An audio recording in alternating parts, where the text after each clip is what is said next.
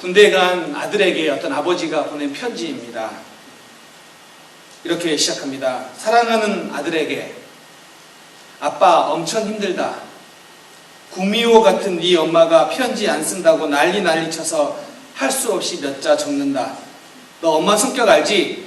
너 들어가고 나서 연병장이 떠나가도록 대성통곡했다. 아빠 쪽팔려 죽는 줄 알았다. 너 빨리 찾아내라고 아우성 치는데 너 알다시피 다들 머리 빡빡 깎고 어느 놈이 아들인지 알 수가 있냐. 그래도 네 엄마 등살에 가만히 서 있을 수만 없어 급이 맞으며 너 찾느라 눈알 빠지는 줄 알았다. 아빠 엄청 불쌍한 사람이다. 엄마 너 낳고 나서 아빠는 완전히 찬밥 신세 된 거 알 거다. 너만 옆에 있으면 아빠는 안 보이나 보다. 그래서 하는 말인데 웬만하면 휴가도 나오지 말고 군대 말뚝 박아라. 요즘 군대 좋아져서 밥은 굶지 않는다고 하니 생각 잘해봐라. 아빠 요즘 걱정이다. 너 들어간 지 하루도 안 지나서 벌써 이러니 네 엄마도 같이 군대 보낼 걸 잘못 생각한 것 같다. 부대장님한테 여쭤보고 힘 좋은 아줌마 필요하면 아빠한테 얘기하라고 너가 말해라. 이 아빠에 비하면 군대 생활 누워서 떡 먹기다. 요령 피우지 말고 멋진 남자가 되어서 나와라. 난 너가 부럽다. 고생해라. 끝. 이렇게 보낸 아빠의 편지입니다. 어쩌면 이 편지 우리 남자 성도님들은 좀 공감할 것 같습니다. 그리고 다행히 이런 편지를 쓸 분은 여기 아무도 없어서 좀 다행이기도 합니다.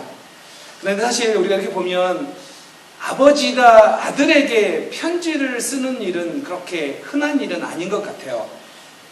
아들에게 뿐만 아니라 딸에게도 마찬가지겠죠. 그런데 이 군대에 있는 아들이 너무 안쓰럽기 때문에 그 아들을 위로한다고 보낸 편지 내용이죠. 왜 이런 편지를 읽었냐면요, 오늘 우리가 보게 될 이 디도서가 이 편지처럼 이런 마음으로 바울이 자기 아들과 같은 디도에게 보낸 편지예요. 그렇기 때문에 이 편지에는 아버지와 같은 마음이 담겨져 있습니다.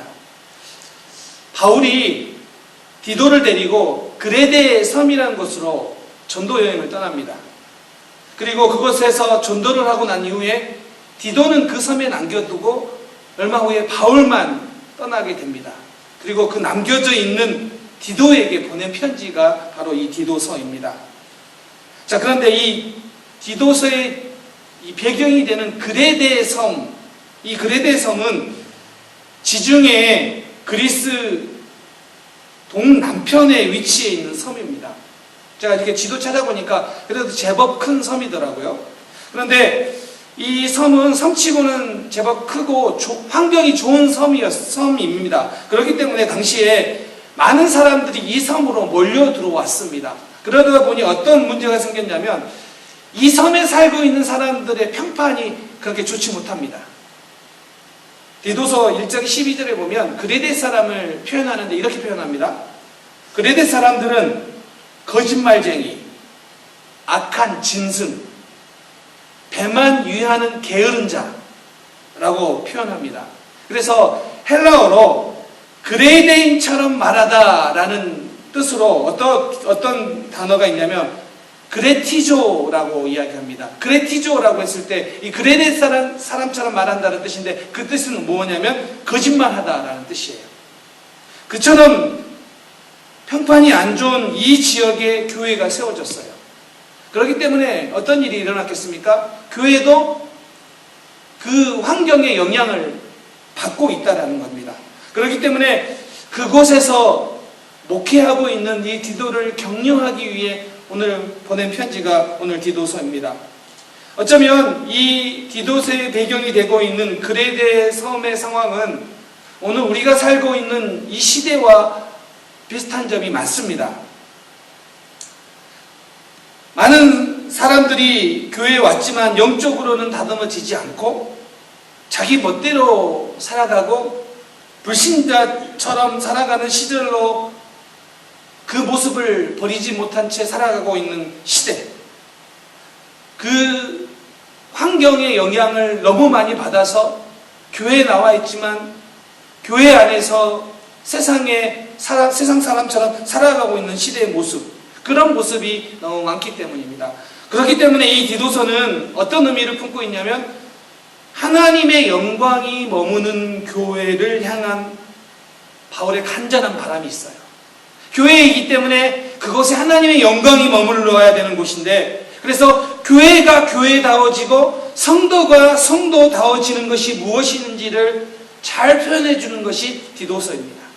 그래서 저는 오늘부터 시작된 이 디도서 시리즈를 통하여 우리 교회가 교회다움이 무엇인지, 여러분 각자가 성도다움이 무엇인지를 오늘 이 디도서 시리즈를 통하여 은혜 받는 우리 모든 성도님들 되시기를 주님의 이름으로 축원합니다.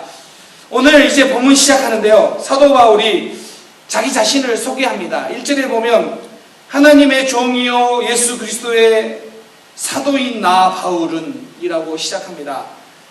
바울이 자기 자신을 표현하는데, 나는 어떤 사람이다 라고 표현하는데, 그 표현을 어떻게 하고 있냐면 하나님과의 관계 안에서 자기 자신을 표현합니다.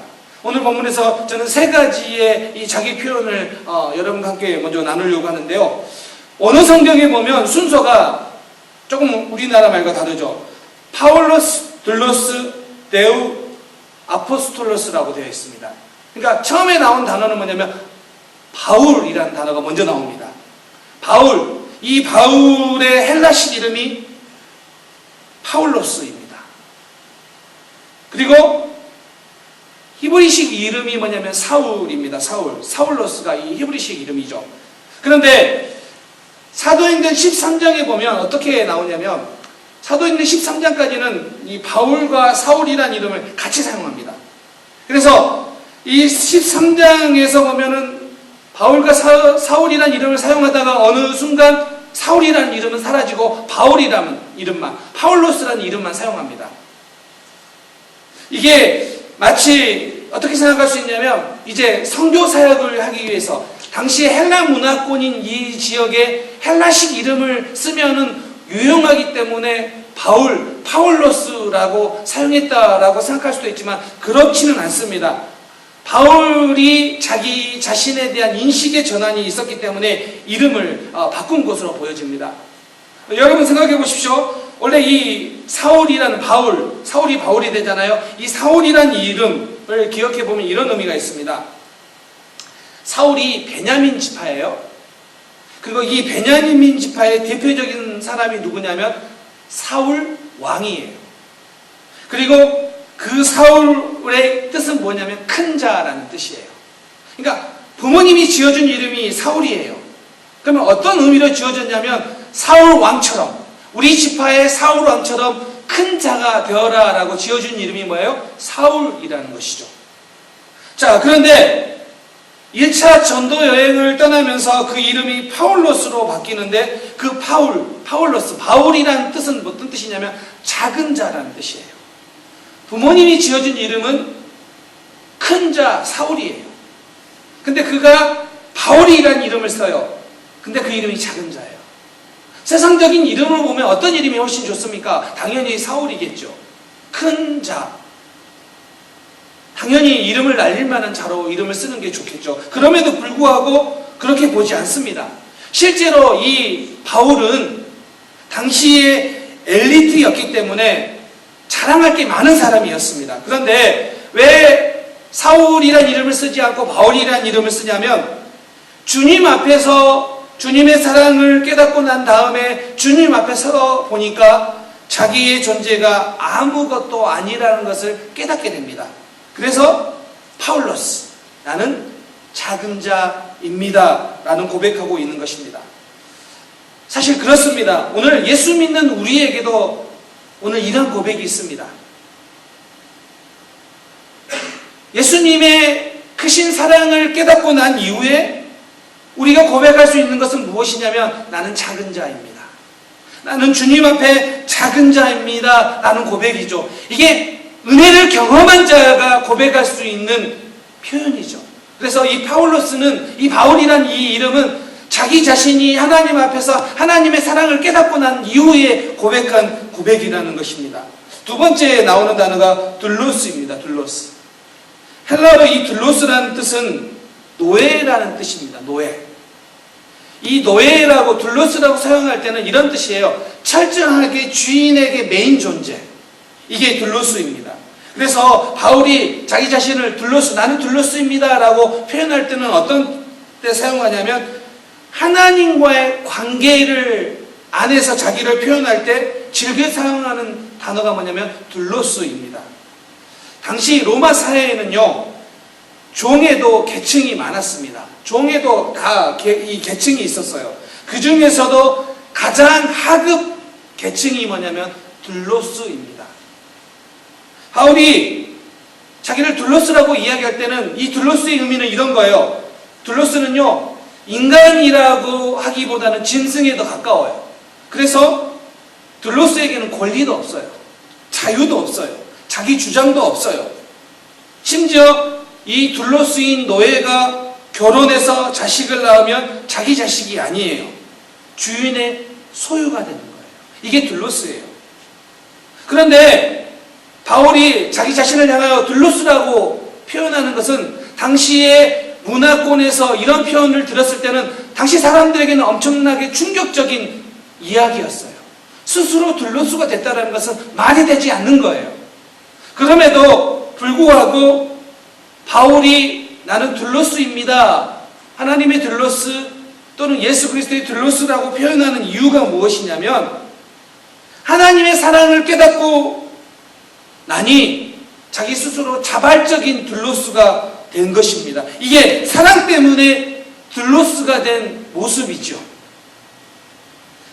그 사랑이 얼마나 크면 그 사랑이 너무 놀랐기 때문에 내가 자발적으로 스스로 둘로스가 되었다라는 표현이 뭐예요? 종이라는 표현이에요. 오늘 우리말 성경에서요. 여러분, 오늘 이 표현은 그리스도의 사랑을 깨달았기 때문에 스스로 종이 되었다라는 고백이에요. 근데 여러분, 제가 이렇게 생각해 봤어요. 오늘 우리가 사랑 때문에 스스로 둘로스가 되는 모습, 둘로스와 비슷한 모습이 어디에 있을까? 이와 같은 모습이 어디 있을까 보니까 한국 엄마들에게는 이와 같은 모습이 잘 보여져요. 아마 한국 엄마들은 특별히 훈련이 잘 된 것 같아요. 예를 들어서 이런 거예요. 제가 이렇게 살다가 보니까 사역하다가 간혹 저녁을 먹지 못해서 저녁 9시나 10시에 집에 들어가가지고 지금까지 몇 번 되지도 않습니다만은 밥을 요구할 때가 있습니다. 그러면 아내는 밥을 차려줍니다. 그리고 한마디 합니다. 이 시간까지 밥도 안 먹고 뭐 했어? 살찌는데 그냥 자지? 그래서 밥을 차려줍니다. 요 근래 저희 아들이 고등학생이 된 다음에 밴드 하는데 그 밴드가 밤 10시까지 무슨 이렇게 풋볼 응원하는 밴드 하는 때가 몇 번 있었습니다. 근데 그 아들도 밥을 안 먹고 들어와서 엄마에게 밥을 요구합니다. 그러면 아내는 동일하게 그 엄마는 아내가 아니죠. 그 엄마죠. 그 엄마는 동일하게 밥을 차려줍니다. 그리고 한마디 합니다. 이 시간까지 밥 못 먹어서 배고프겠다. 아들 맛있게 먹어. 이렇게 이야기를 합니다. 엄마와 아내는 다르죠. 이렇게 보면은 그 늦은 시간에도 밥을 차려주는 하나의 예의 아니겠습니까? 한국 엄마들은 자식을 위해서는 정말 둘로스와 같이 스스로 사랑 때문에 스스로 힘들어도 아파도 심지어 나이가 들어도 허리가 굽어져도 그 자식을 위해서 밥 한 끼 차려주는 그 즐거운 마음이 우리 어머니들 마음 가운데 있지 않습니까? 그렇죠? 네, 그렇잖아요? 네. 근데 교회에서는 왜 안 그래요? 교회에서 이 둘로스의 모습을 보여주는 경우는 흔치 않는 것 같아요. 부탁드립니다. 교회에서도 사랑 때문에 자발적인 둘로스가 되는 그런 적용들이 우리 성도님들 가운데 있기를 축원합니다.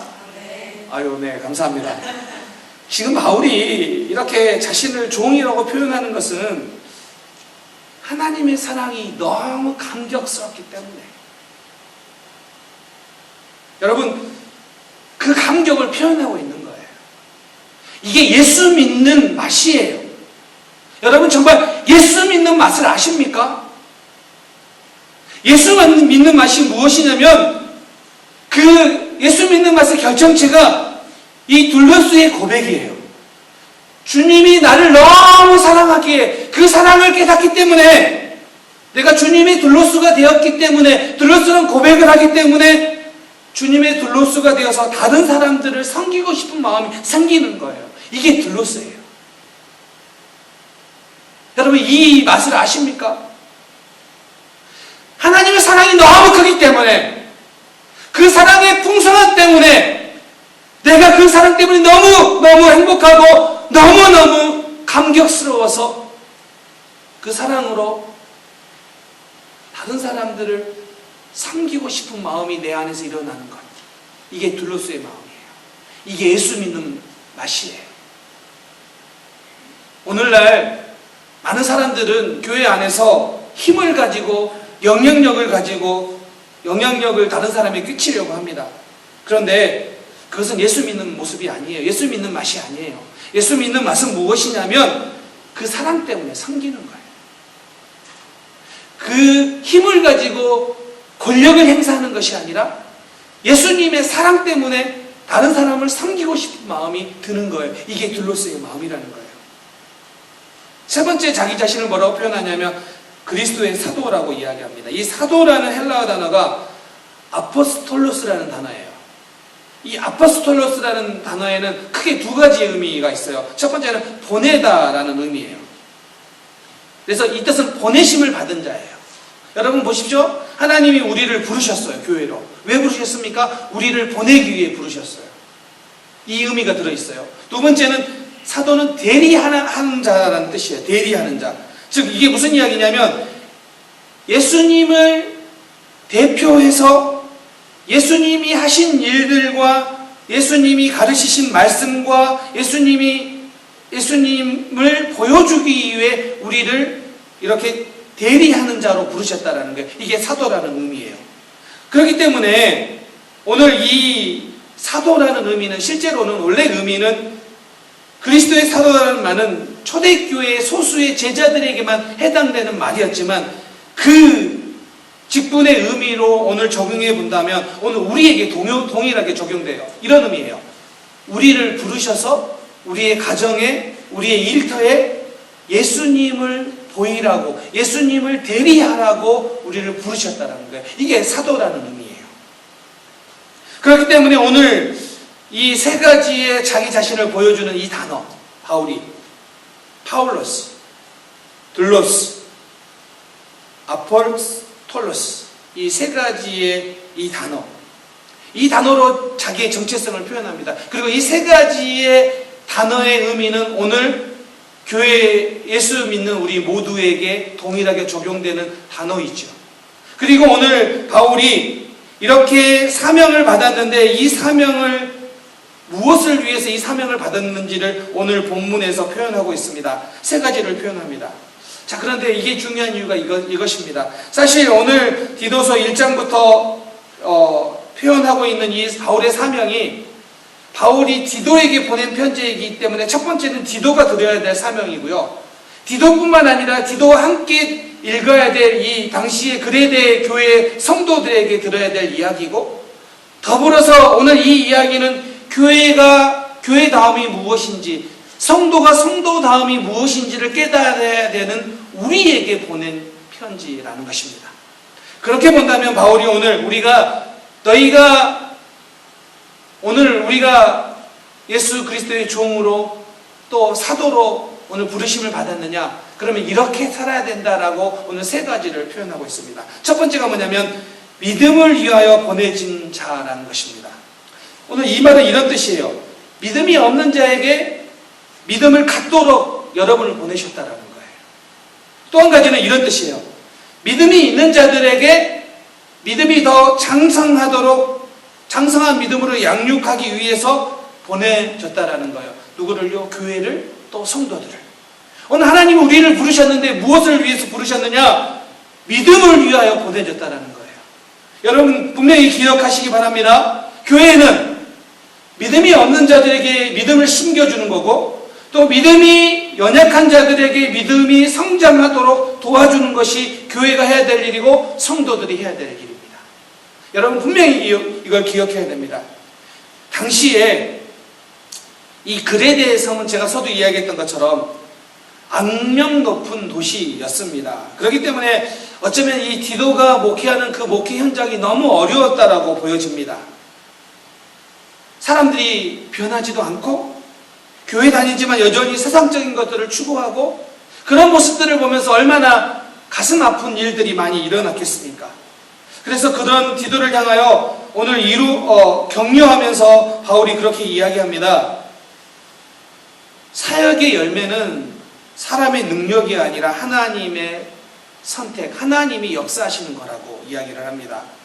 오늘 우리가 복음을 전하고 오늘 우리가 열심을 가지고 섬기는 것은 우리가 해야 될 일이지만 사람을 변화시키는 일은 누가 하는 것이냐면 하나님이 하시는 일이라는 거예요. 그렇기 때문에 오늘 우리는 우리가 해야 될 일을 하는 거예요. 교회를 열심히 섬기고 성도들을 열심히 섬기고 그렇게 해서 열매가 맺어지는 것은 하나님이 하시는 일이지 오늘 우리가 하는 일은 아니라는 것입니다. 그렇기 때문에 중요한 것은 그거예요. 결과와 상관없이 각자 맡겨준 사명을 잘 감당하는 것, 그것이 충성입니다. 그것이 우리가 해야 될 일이에요. 오늘 첫 번째 무엇을 위해 부름받았냐? 바로 그렇게 믿음을 위해서 부름받았다는 겁니다. 두 번째는 경건함에 속한 진리의 지식을 갖기 위해라고 이야기합니다. 오늘 여기에서 우리가 믿음에는 바른 진리에 대한 지식이 더해져야 되는데 그 진리의 지식이 더해지면 어떤 일이 일어나냐면 경건함을 불러오게 됩니다. 그래서 오늘 여기에서 경건함에 속한 진리라는 이 단어, 이 의미는 경건함을 불러오는 진리의 지식, 이게 원래적인 의미입니다. 그래서 이 경건이라는 헬라 단어가 유세베이아인데 이 단어는 이런 의미예요. 하나님을 닮은 것, 이게 경건이에요. 경건이 무엇이냐면 그래서 하나님을 향한 삶의 자세와 태도가 경건이에요. 오늘 이렇게 표현할 수 있습니다. 우리가 예배를 드리고 오늘 우리가 성경 공부를 많이 해서 성경을 많이 알게 됩니다. 그러면 그렇게 많이 지식을 알므로 인하여 진리의 지식들을 알므로 인하여 어떤 모습을 갖춰져야 되냐면 그것을 많이 알기 때문에 교만해지는 것이 아니라 하나님을 알아가면 알아갈수록 하나님을 더 사랑하게 되고 경건한 삶을 사는 것, 그것이 오늘 우리가 추구해야 될 모습이라는 것입니다. 그래서 두 번째 뭐라고요? 경건함을 추구하고 경건함에 이르게 하기 위해서라는 것입니다. 세 번째, 영생의 소망을 갖기 위해서라고 이야기합니다. 자, 그런데 이 원어 성경을 보면 조금은 이렇게 다르게 표현합니다. 첫 번째, 두 번째를 위해서는요, 전치사 카타라는 전치사를 썼고요. 세 번째에서는 에피라는 다른 전치사를 썼어요. 카타는 뭐뭐를 위해서. 오늘 사도 바울을 부름받은 것이 무엇이냐? 하나님이 택하신 자들의 믿음과 경건함에 속한 진리의 지식. 이것은 카타라는 전치사를 썼고, 영생의 소망을 위함이라는 이것을 위해서는 카타라는 단어가 아니라 오늘 뭐뭐 위해서 에피라는 단어를 썼습니다. 그러니까 이렇게 표현할 수 있습니다. 바울은 하나님의 택하심을 받은 자들의 믿음을 위해서 그리고 경건함에 속한 진리의 지식을 위해서 부름받았다. 그리고 그 사명의 기초는 뭐냐? 기반 위에, 뭐뭐 위에, 그게 에피인데 바로 영생의 소망을 위해서다라는 거예요. 자, 성도들이 왜 믿음과 진리의 사람이 되어야 됩니까? 그 이유가 뭐냐면 바로 영생의 소망을 누릴 수 있기 때문이에요. 오늘 우리가 이 땅을 살면서 이 영생의 소망이 없으면 오늘 그레데 살아가는 사람들과 다를 바가 없어질 것입니다. 왜냐하면 온갖 세상에만 관심을 가져요. 어떻게 하면 내가 더 성공할 것인가? 어떻게 하면 내가 더 편하게 살 수 있을 것인가? 어떻게 하면 내가 이 땅에서 더 대접받을 것인가? 여기에만 우리의 관심이 매몰되면 영생의 소망을 잊어버려요. 여러분, 기독교인들과 비기독교인들의 가장 큰 차이가 무엇일까요? 바로 이거입니다. 영생의 소망을 가지고 살아가느냐, 가지고 살아가지 않느냐. 오늘 이 땅을 동일하게 살아가는 것처럼 보여요. 그냥 같이 일하고 같이 먹고 아이들 가르치면서 살아가는 것처럼 보여요. 그런데 무엇이 다르냐? 영생의 소망을 가지고 이 땅을 살아가는 사람과 영생의 소망이 없이 이 땅을 살아가는 사람은 근본적으로 다를 수밖에 없다라는 것입니다. 오늘 사도 바울이 오늘 이것을 강조하고 있는 겁니다. 오늘 다시 한번 결론적으로 오늘 말씀을 마무리하려고 합니다. 오늘 우리가 살아가는 이 시대는 어쩌면 그레데 당시 섬의 사람들과 상황과 비슷하게 보입니다. 근데 이때 우리가 분명히 점검해야 될 게 있습니다. 우리의 정체성이에요. 여러분은 어떤 사람입니까? 오늘 세 가지 이야기했죠? 파울로스, 둘로스, 아포스톨로스. 바울이고 작은 자이고 종이고 노예이고 사도이라는 거예요. 그리고 이 정체성을 고백하는 사람들이 이 땅에 교회가 교회되게 하고 이 땅이 우리가 성도가 성도되게 해야 될 우리의 일들은 뭐예요? 믿음으로 하나님의 택하신 자들의 믿음, 그들을 믿음으로 인도하고 또 경건함에 속한 진리의 지식을 갖게 하고 그리고 영생의 소망을 갖게 하는 것, 그것이 오늘 우리가 해야 될 일이라는 것입니다. 바라옵교회는 우리 모든 성도님들 가운데 그 믿음과 그 경건함에 속한 진리의 지식과 영생의 소망을 품고 이 땅을 살아가는 우리 모든 성도님들 되시기를 주님의 이름으로 축원합니다. 우리 함께 찬양하며 기도하기를 원합니다.